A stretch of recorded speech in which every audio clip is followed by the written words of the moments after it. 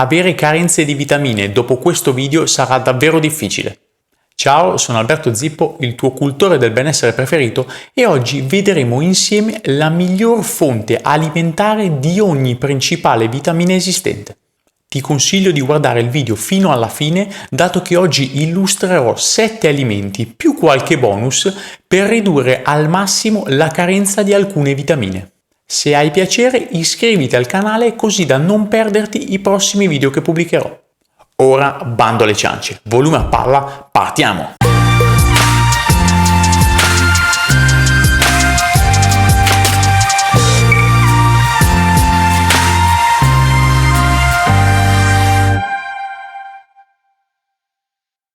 In passato ho realizzato un video riguardante l'integrazione alimentare, al fine di evitare carenze nutrizionali. Te lo lascerò qui sopra come sempre. Oggi però cercherò di illustrare come è possibile evitare carenze di specifiche vitamine assumendo determinati tipi di alimenti. Analizzeremo insieme le principali vitamine di cui molte persone sono inconsapevolmente carenti, partendo subito dalla vitamina A. Indispensabile al buon funzionamento degli occhi, la vitamina A è importantissima anche nella regolazione del sistema immunitario. Per questo motivo un suo apporto non adeguato riduce la capacità di prevenire e combattere le infezioni. Il fabbisogno giornaliero di vitamina A è di circa 0,6-0,7 mg, anche se sarebbe più corretto utilizzare l'unità di misura RAE. In RAE il fabbisogno consigliato sarebbe di 900 RAE per gli uomini e 700 per le donne. Esisterebbero molti cibi che potrebbero compensare una carenza di vitamina A, ma quello più comune e apprezzato da quasi tutti è la carota. Una carota di medie dimensioni copre da sola l'intero fabbisogno giornaliero di questa vitamina, con i suoi 840 RAE. La seconda vitamina che vediamo oggi è la vitamina B9. Conosciuta anche come acido folico, è fondamentale per la riproduzione cellulare. Una sua carenza durante la gravidanza è gravissima, in quanto può portare a difetti del tubo neurale nel feto. Il fabbisogno giornaliero di vitamina B9 è 0,4 mg e 0,6 in gravidanza. Anche in questo caso esistono diversi cibi che potrebbero compensare una carenza di vitamina B9, ma il top del top sono gli spinaci.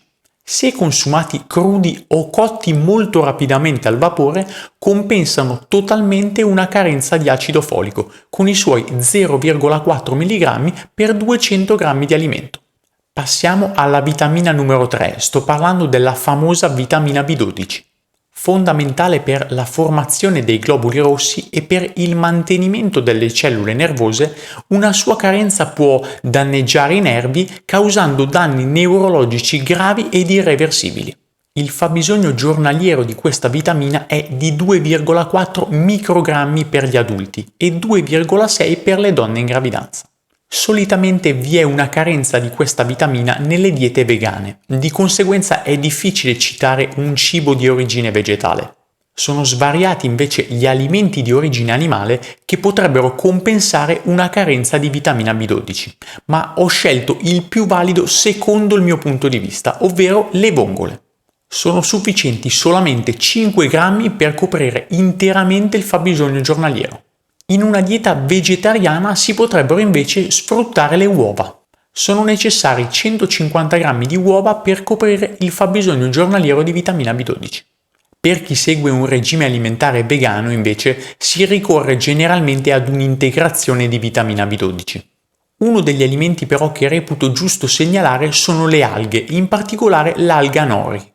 Quest'ultima ha un contenuto molto variabile, ma una sua introduzione costante può compensare di molto una carenza di vitamina B12. Siamo arrivati alla vitamina numero 4, la vitamina C. Formidabile antiossidante, è utile anche nella nostra lotta contro l'invecchiamento. Il fabbisogno giornaliero non è preciso come per le altre vitamine citate in precedenza. Può variare da 70 mg a 120 mg, ma se ne può assumere anche di più. Non risulta tossica a meno che non vengano assunti più di 2 grammi al giorno costantemente. Sono tanti i cibi che potrebbero compensare l'intero fabbisogno giornaliero di questa vitamina, ma l'alimento che reputo migliore sono i kiwi, non essendo sottoposti a cottura prima dell'assunzione.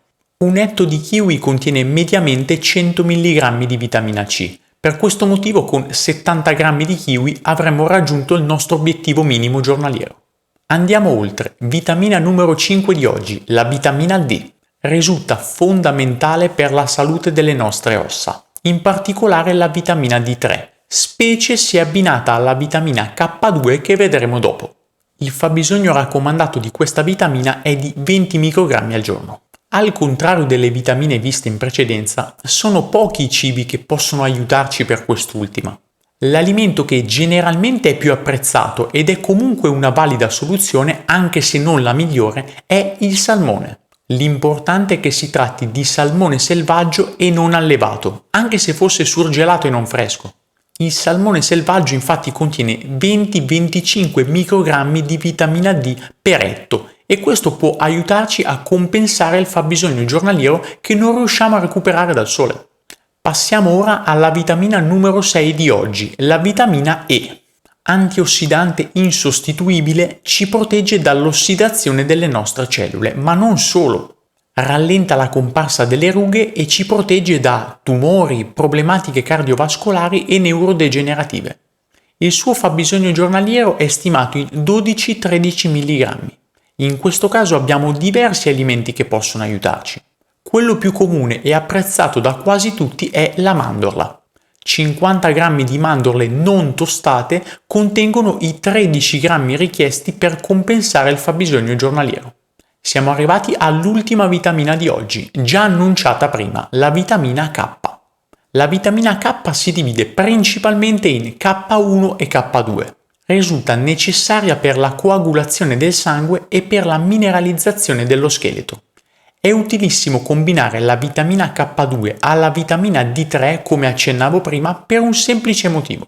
La vitamina D3 aumenta l'assorbimento del calcio e la K2 lo indirizza nelle aree corrette.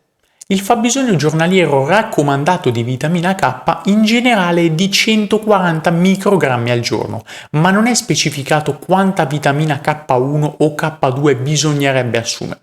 Per questo motivo, per quest'ultima vitamina che vedremo oggi, sono costretto a fornire due alimenti. La K1 la reperiamo facilmente dagli alimenti a foglia verde. Per compensare il fabbisogno giornaliero di vitamina K1, l'alimento più comune e apprezzato da quasi tutti è il prezzemolo. Ne bastano 8-9 grammi per coprire interamente il fabbisogno giornaliero.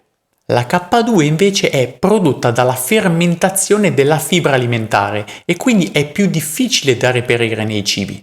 Difatti la K2 è prodotta dalla fermentazione della K1 che si trova nell'erba. Di conseguenza la troviamo principalmente negli alimenti di origine animale. L'importante è che siano alimentati ad erba e non a cereali. Per forza di cose, l'alimento che risulta più utile per compensare questa carenza sono il fegato o le frattaglie degli alimenti grass-fed, quindi alimentati appunto ad erba. A parte quest'ultimo cibo che immagino possa non essere apprezzato dalla maggioranza delle persone, per il resto sono certo di aver fornito alimenti generalmente consumati e gradevoli. Non si tratta sempre della miglior fonte per specifica vitamina, ma ho cercato di fornire alimenti gustosi che possono comunque essere funzionali. Per molti di questi non è nemmeno necessario assumerne elevate quantità, come le vongole o il prezzemolo, giusto per fare due esempi. Per la vitamina K2 è possibile ricorrere anche ad integratori, sempre sotto controllo medico, per compensare eventuali carenze. Come dico sempre, fidati di te, sperimenta quotidianamente, ma soprattutto ascolta il tuo corpo, ti darà tutte le risposte che stai cercando. Un saluto dal tuo Alberto Zippo e ci vediamo al prossimo video.